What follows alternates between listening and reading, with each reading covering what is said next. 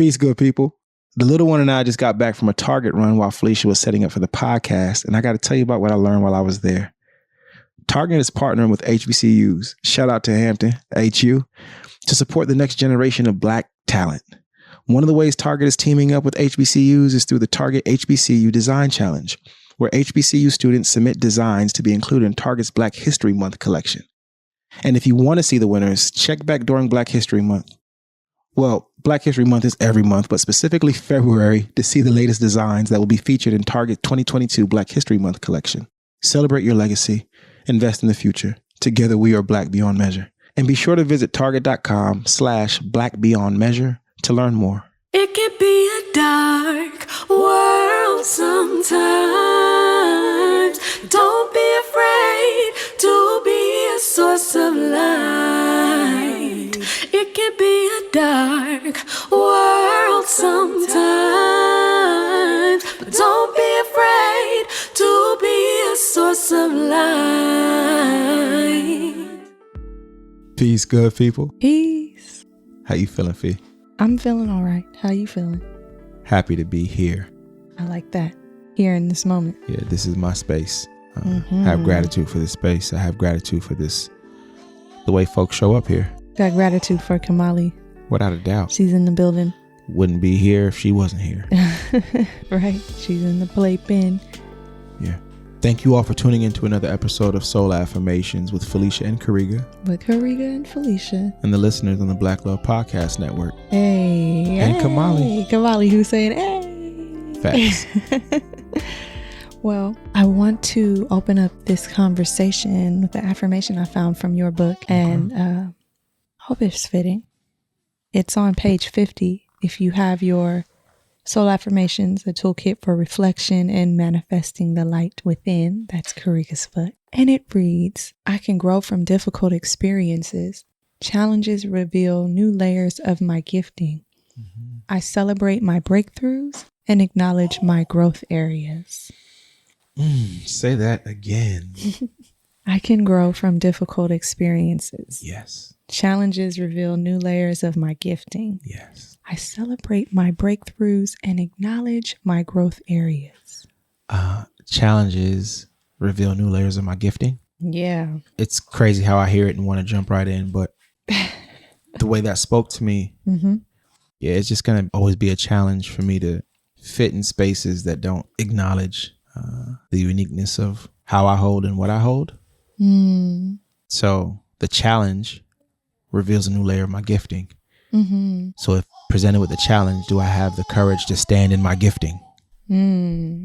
Right? If I can't fit in, do I have the courage to stand in the gifting? Courage to I so badly wish I had a pen that would write courage to stand in my gifting. Yeah, that's what's happening right now. I'm getting when challenged. Yeah. Or allow a challenge to invite you to stand in the gifting. Or allow a challenge. Yeah. To invite you to stand in your gifting. I celebrate my breakthroughs and acknowledge my growth areas. Listening last, acknowledging my growth areas is the growing into the person you need to be to have the courage to stand in the gifting. So it's all an invitation to growth. I guess I'm hearing it that way right now because of what I experienced. As it relates to this, as it relates to my gifting, as it relates to showing up in the world. Yeah. And I acknowledge my growth areas, right? Yeah. That's the thing that I'm investigating. Yeah. And then I ask myself, is it growth to show up the way that's being asked of me? Or is it growth to show up in the way that's true to me? Which way do I want to grow? Right. And which one is sustainable? Yeah, it begs of investigation. I guess we're going to get it cracking today. I guess we are. I hear the inquiry, the juxtaposition of the two, and it would require one to understand and know what is true within. Yeah. I don't know about you. That is something that I am always having to work on and practice for myself. I feel like Kamali's affirming us to do that right now. I feel like all of her expressions. I also just want to say, I think I find her existence in any work that I do some of the most beautiful dynamics to doing the work. Mm-hmm. Work that honors that's the work I'm going to do first. That's the work that lasts the longest. How I'm able to be a father to her. Yeah. A husband to you. That's noble work. That's the work.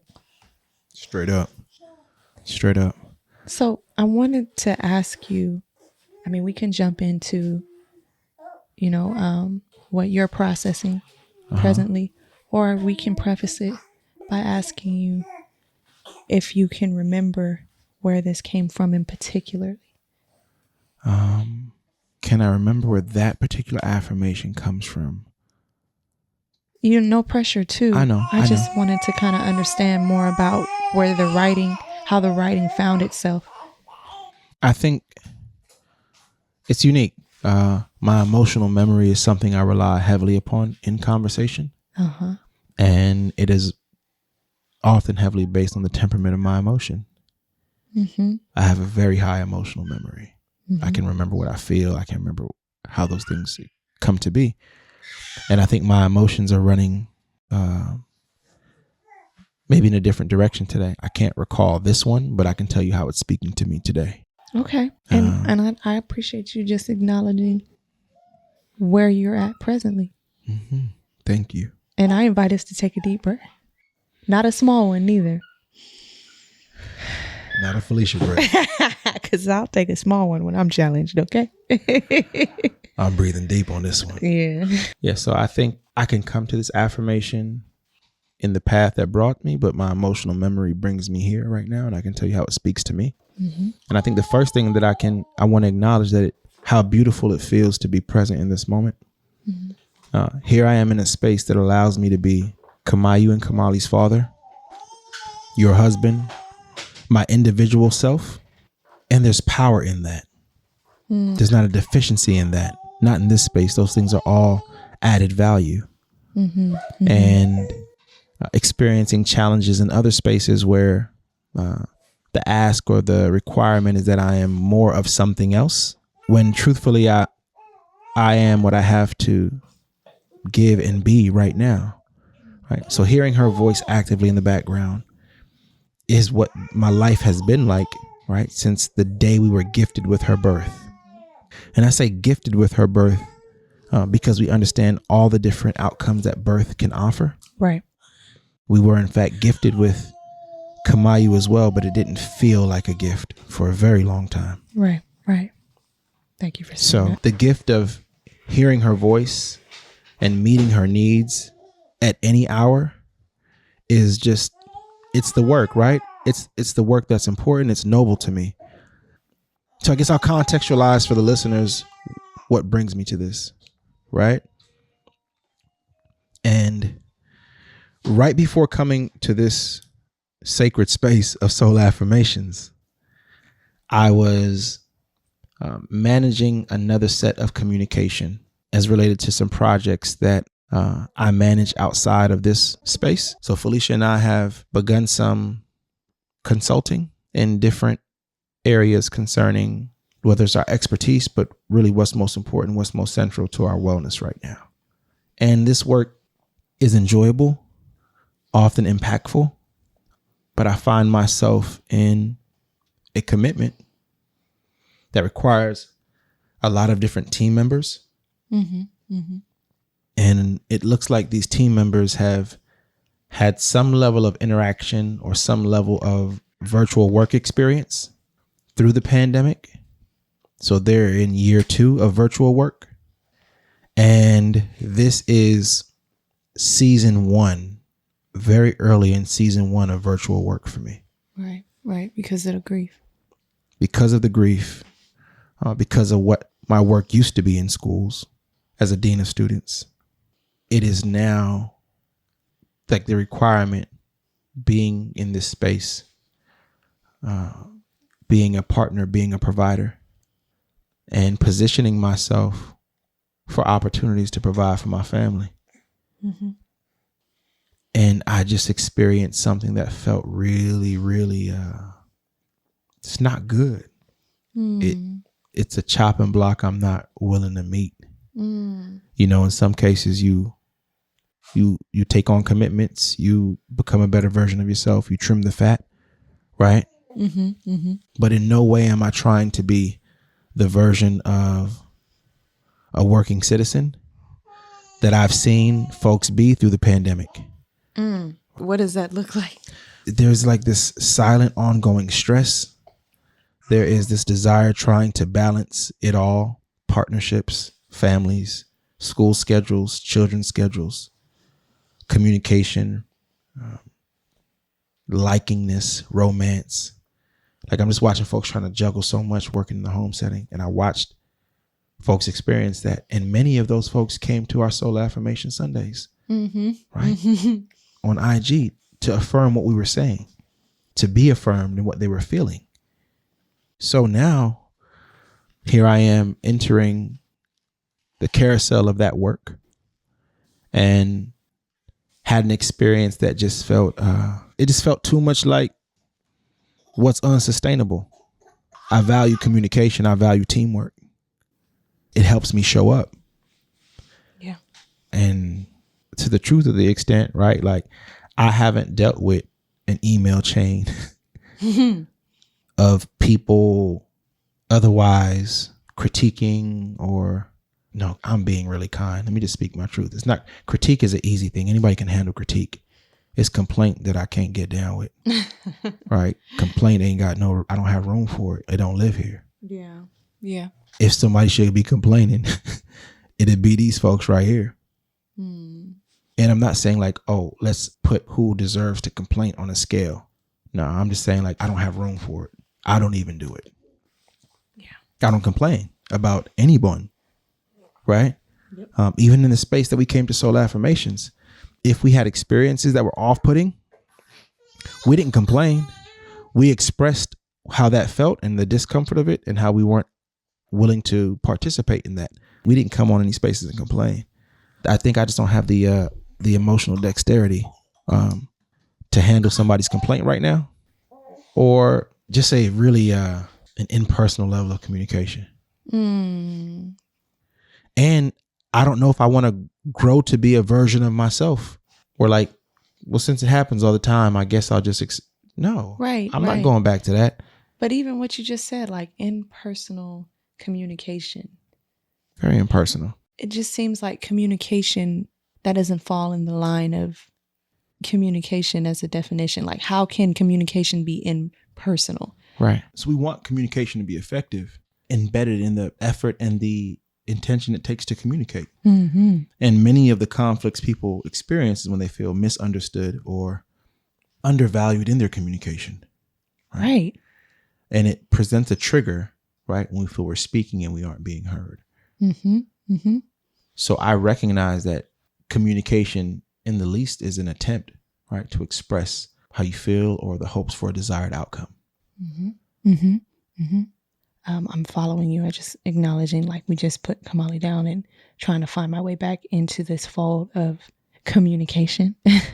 But you're right. Like, communication is supposed to be effective, right? And it's the job of the person who is communicating to do that effectively. Job or desire, right? Well, yeah. Okay. Desire. Because you can't make something somebody's job is not aware of or how to do. Yeah. But if I'm trying to say something to you, it's on me to make sure that what I'm trying to say, you receive it based on your understanding. Right? But that's often not the actual problem. The problem is when someone feels their voice is not being heard when they are communicating effectively. It's the trigger that ignites, right?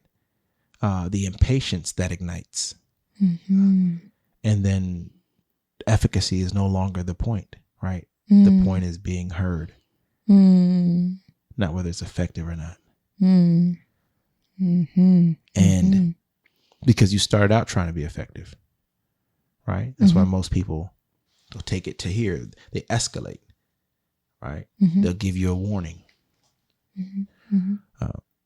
But all of those things connected to and separate from work culture, work projects, communication in the workplace, I mean, yeah. There you go. That's what's the confusing part. There ain't no damn workplace. Seriously. You ain't lying, man. No, I'm home with my family. Right. And to act like you aren't otherwise is asinine. It just doesn't make any sense. Honestly, y'all, it's the magic trick that I just won't understand. You could do this shit in front of my face 10 times. I still won't understand it. I don't care how many pandemics we endure, right? Yeah. I won't understand it. Yeah. This workplace culture or whatever it is, I don't understand it yet. And it's newly designed, first of all. And it's not designed. It's like build as you go. Mm-hmm. Mm-hmm. The very nature of this thing called Zoom is fascinating to me because it doesn't seem to accelerate much, right? It hasn't accelerated much. It actually has created another type of processing, at least what I'm experiencing. It's not accelerating. I don't know. Maybe my perspective isn't valid. I haven't been in anybody's workplace. In some time, I've been in my own workplace. I've been working on myself. And our home has supported that. And Soul Affirmations has supported that. So when you asked me in the beginning of this podcast how I feel, and I said happy to be here, I can be my whole self here. There's not a pretend Karega that shows up. Right. There isn't a Karega trying to make somebody else happy. I'm literally showing up true to my faith that brings me here, my family that I'm in service to, and the people who love abundantly, and we extend that love, that reciprocity. That's why I show up here. And that's why I can do this with repetition, with desirability. I desire to come to the space, but I can do it because I can be my whole self. And the affirmation invites me to my growth areas, right? I can grow from difficult experiences. I think I've been doing that through the grief, through the pandemic. Challenges reveal new layers of my gifting. I think today I'm just kind of confronting a new layer of my gifting. All right. Because of my ability to communicate, I have always been recruited by things that don't interest me. Because they see an effective communicator and they think if I can give you this model, you can communicate it as effectively as you do your thoughts, ideas, or opinions. And I've been recruited. I mean, you name it, right? Karega has received so many requests for recruitment across so many different positions, across so many different places in the U.S. Like it's been very unique. It's come up a lot, especially in this season. You talking about this season? I'm going back to the 19-year-old me, right? 22-year-old me. The inboxes, the approaches. Come do this. You come sell this service. Yeah. And I ain't trying to sell shit. That's not what my communication is embedded in. Right. It's not embedded in like an outcome of selling you something, or I have to have a deep conviction, a guiding compass within me to communicate as effectively as I do around what I want to communicate. There's a whole nother version of me that doesn't desire to communicate as effectively when I don't see the interest. And it doesn't mean that like I choose when I can be effective and I choose to not be effective. Right. It is when the object of sale doesn't move me, when the objective of the communication doesn't move me, it will be less effective. But I also want to speak to like efficacy around things I do want, things I am interested in. Yeah. But that move at the pace of workplace culture. And I don't know what that is, y'all. I don't know what the workplace is right now. I've seen it in other people's homes. I've seen the wrecking it's done. I don't know it like that right now. And I can't say that I want to spend time intimately with it.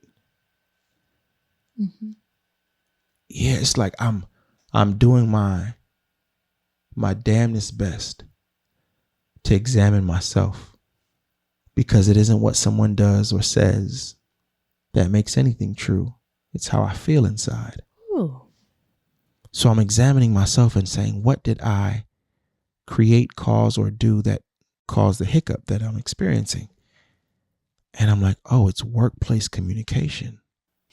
I was slow to an email. I overlooked the email. That's what happened. Right.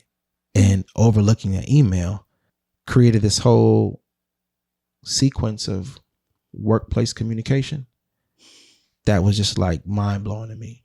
Like, oh, this is what respect. I get it. This is where we at.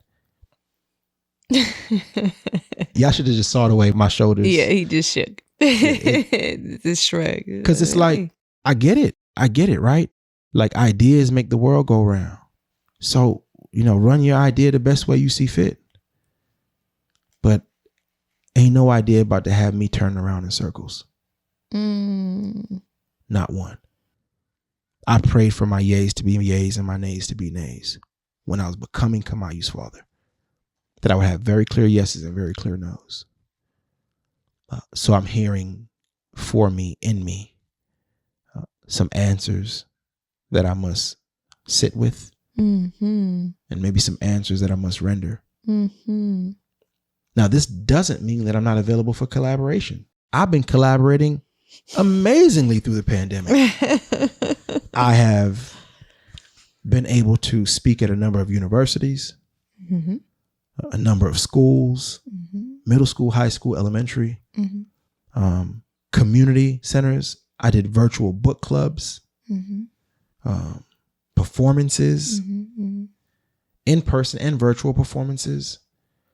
I've written a lot of music, collaborated with a lot of amazing artists, wrote some more, expressively some essays, been producing a podcast this time. We know who our executive producers are and our producers are, but producing it in the home with Kamali.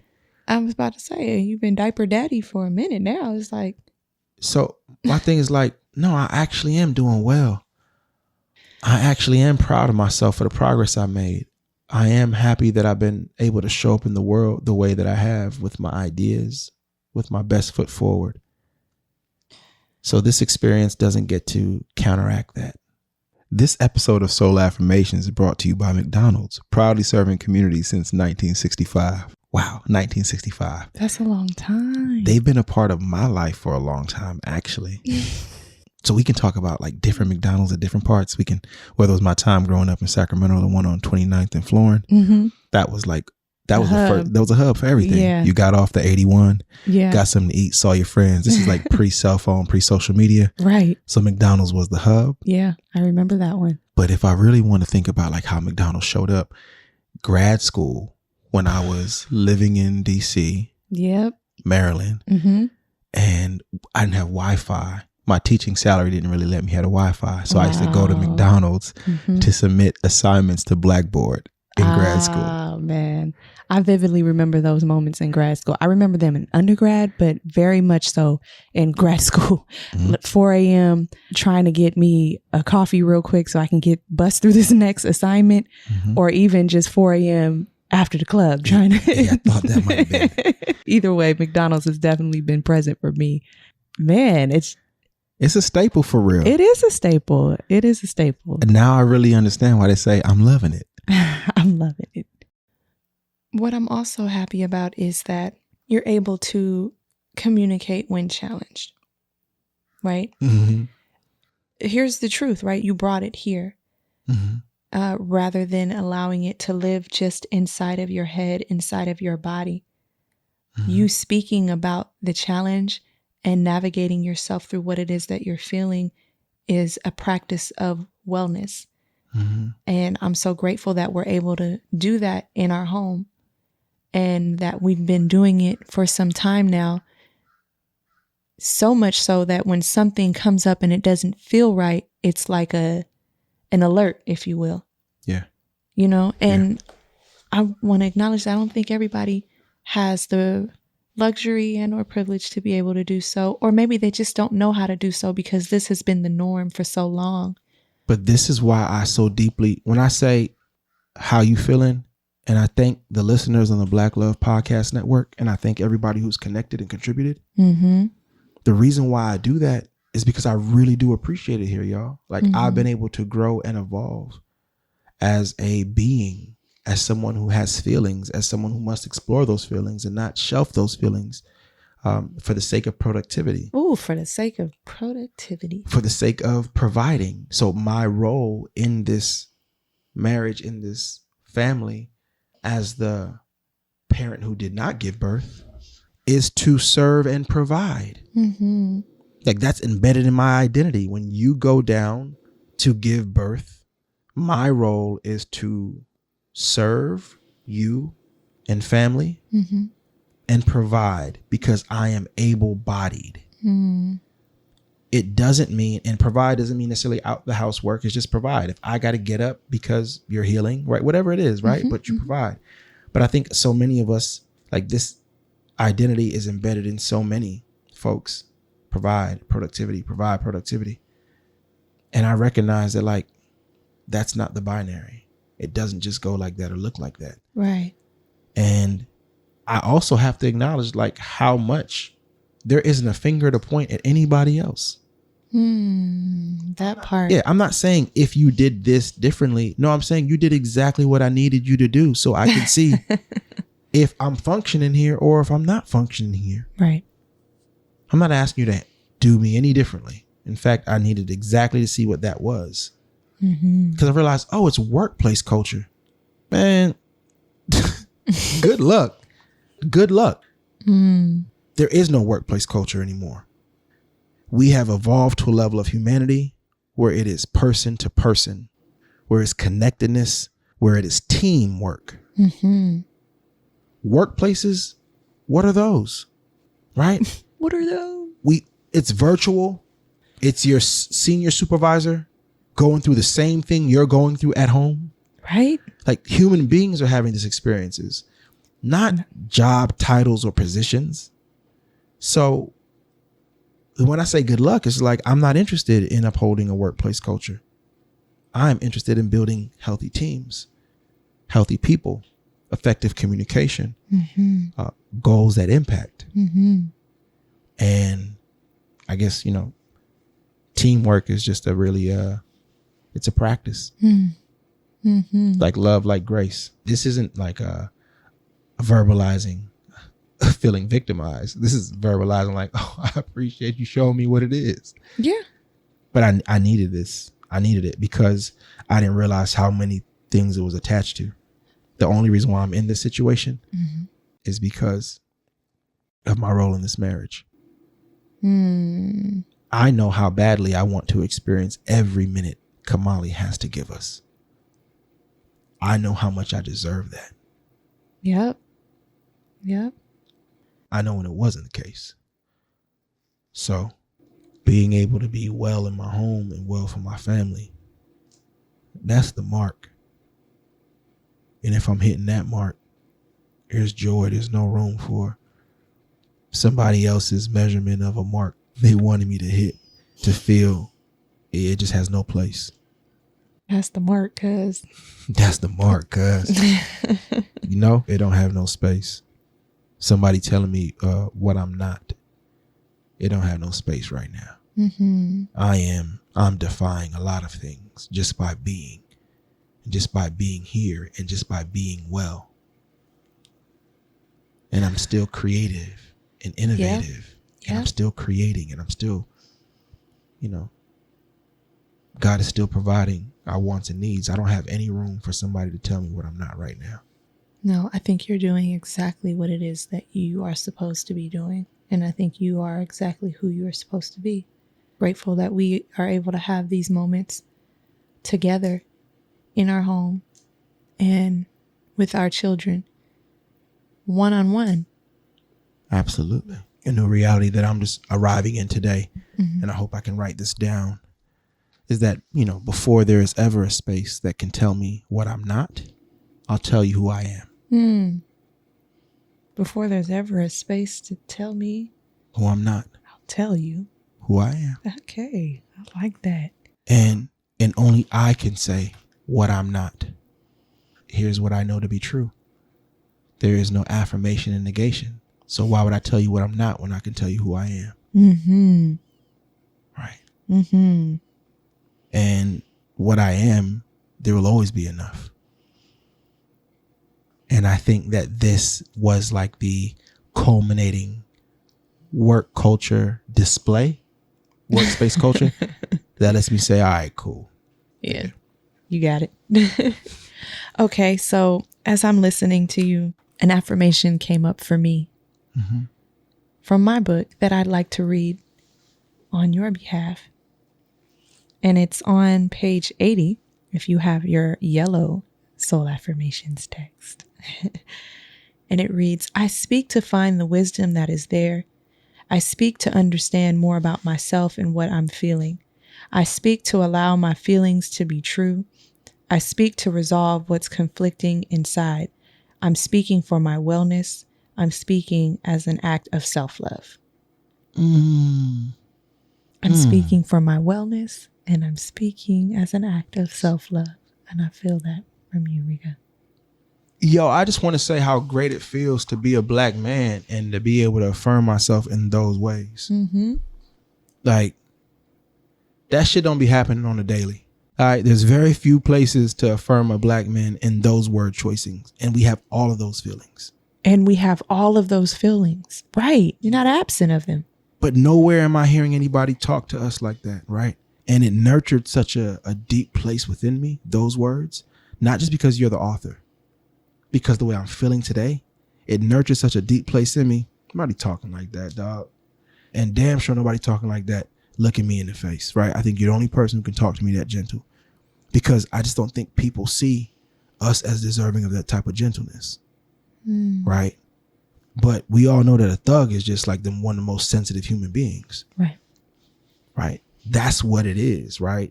A gangster, whoever you want to call him, is just a very hypersensitive human being because of all of the spaces where their sensitivity wasn't acknowledged. So now I'm going to set up some principles. Yep. And these principles I'm going to live by. Yep. And I'm willing to die by. Yep. Because nobody is going to put me back in that place to make me feel those feelings and helpless again. That's how we check, folks. That's how we create codes. That's how you get socked in the mouth. No, I'm telling you, it's because I won't let you make me feel like that again. Right. I remember that place of feeling less seen, less heard, and nobody could put me there again. So rather than my feelings, I'll create principles. But we know that all that is feeling. Feeling that you're not absent of, that a man is not absent of, that a Black man is not absent of. You actually have all of those feelings. I really value that you said that. Man. As a reminder. These feelings sometimes, unfortunately, are only visited when everything else is suspended, right? Regarding like all these feelings and the spaces that they get invisibilized and or acknowledged, I'm just grateful that today I get to be in them. Mm-hmm. Like, this is work. Yeah. This is noble work. It's not an outward. It's not somebody doing to me. It's what I know I am and deserve. Yeah. But it's a trip. I love that affirmation, Fee. Thank you. And I usually don't triple it up like this, but I got another one to affirm what it is that you just brought us home with. Okay. Before you affirm that, I want to recognize that, like, I said a lot of things in that soundbite around feelings, feeling good to be acknowledged, the principles. And I also want to just clarify in my own listening and speaking that the binary between like a Black man who acknowledges his feelings and one who doesn't is not like a Black man in touch with his feelings or a thug, right? Thank you. Yeah. I want to clarify that. But when I said this idea of, I guess the ones reinforced in my life was that anybody who acted on principle that was, I guess, not consistent with the way the world's principles work, that person was problematic. And when Black men have principles, that aren't like parallel to the way we govern ourselves in general community. When we're problematic, I've just never seen us referred to as anything other than right. Thugs. It's the principle. It's not thug. It's really somebody who feels heavily and won't let you put them back in that position of having their feelings invalidated. Like nobody wants to be invisibilized, so they hyper present everything. But that's just like a crash course, because many of us crash into each other on that path.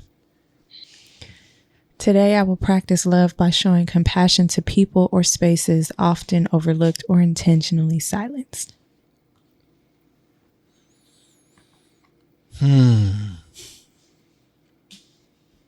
Wow. I had no way of knowing that experience. What I experienced was going to create voice for so many others. Thank you for your processing. Thank you for creating the space. I thank God that I have joy today and gratitude to be here. But I also want to thank the team that I get to work with that created the experience for us to talk where we did today. Yes. That those emails that made me feel so uncomfortable. I have gratitude for them. I'm no lightweight when it comes on to gratitude. If I can have gratitude for my life the way it is right now and the losses I endured, I also have gratitude for the way anybody shows up that leads me to a deeper, truer self. So, bring what you will. I'm going to be leaning inward. I'm going to be leading with love. I'm going to be contextualizing and synthesizing. And becoming a better version of myself in the work. There are no excuses or substitutes for self-work. It happens in our own time, our own pace. We're privileged to come to a space called Soul Affirmations where we get to do that critical self-work. And there's a community of folks that value it, and they come here and do this work with us. And I'm grateful. We thank y'all for tuning in to another episode of Soul Affirmations with Karega and Felicia. The amazing listeners of the Black Love Podcast Network. Yes. Our precious baby girl, Kamali, who expands my very definition of capability. Every day she expands what I think I can do, what I think she can do. And to observe that is the riches of life.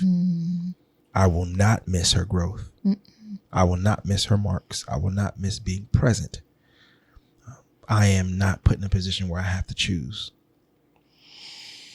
I will be present and we will provide. And our silent warrior, Kamayu, who made room to do so. What do you mean? Definitely. Thank you all. Thank you to our executive producers, Cody and Tommy Oliver. Thank you to our producer, Crystal Hill. May we all love more abundantly. Be sure to share the material. Send a book to a friend. In fact, rate it. Speaking of books, review on.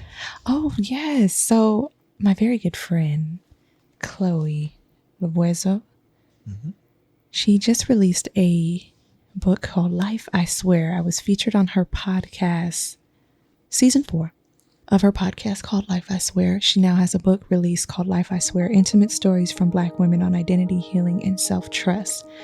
And I look forward to connecting with her at Black Girl Greenhouse, November 18th, I believe. Yeah, that's tomorrow. That's right.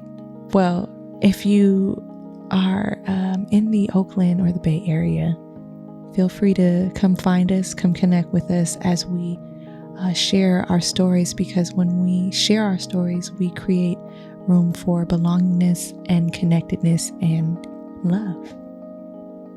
May we love more abundantly, y'all. Peace. Peace.